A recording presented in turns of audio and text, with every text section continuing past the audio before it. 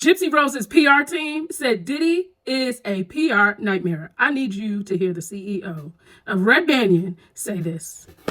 These demand letters are not unique to Diddy. This has been going on for a long time, right? This is part of a strategy, and there's clearly a PR and a communications way of going about this that's tied into what they want to be both the legal and the financial outcome. So it's not an accident. And I agree with the assertion that the time for leverage is before the unnamed celebrities are outed or their names are become public, even if they're just allegations. So it seems pretty clear to me that this whole rollout of the press strategy is meant to support they're using the media as a tool and seizing on the fact that the allegations are so incredibly salacious and disturbing, and it's a lot to take in. Let's just say, you received the letter, but then the lawsuit comes out and it's still anonymous. You're named as Celebrity 1 or Celebrity 2.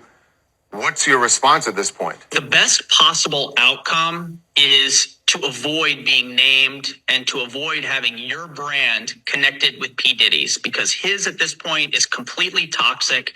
I don't think there's any scenario under the sun under which he comes back from this.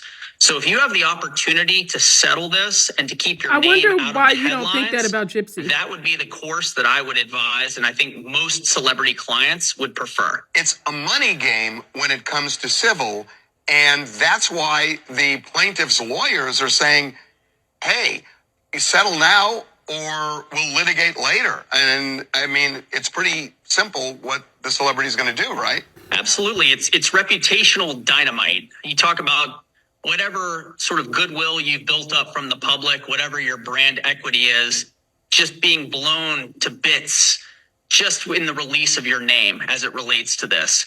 So this is undoubtedly an attempt by the lawyers on the plaintiff's side to try to get a settlement for their clients. And, one of the things that I think we're seeing as a byproduct of everything involving Diddy is you have allegations coming out of the woodwork against a whole range of celebs at this point, many of which are trying to tie the target of their lawsuit to the behavior of Diddy, which I think there's a fundamental difference between someone who's been indicted on multiple counts and is currently being imprisoned versus someone for whom there's just an allegation. But again, you do not want your name, you do not want your brand connected to this in any way, shape, or form. And if there's an exit ramp that involves writing a check, you can rest assured a lot of people are going to choose that route.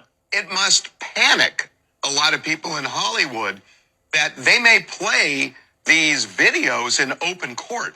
And even if a celebrity isn't engaging in the misconduct that they're alleging against Diddy, just being there in the middle of what they're seeing. Oh, collateral damage. Yeah, it's going to be devastating.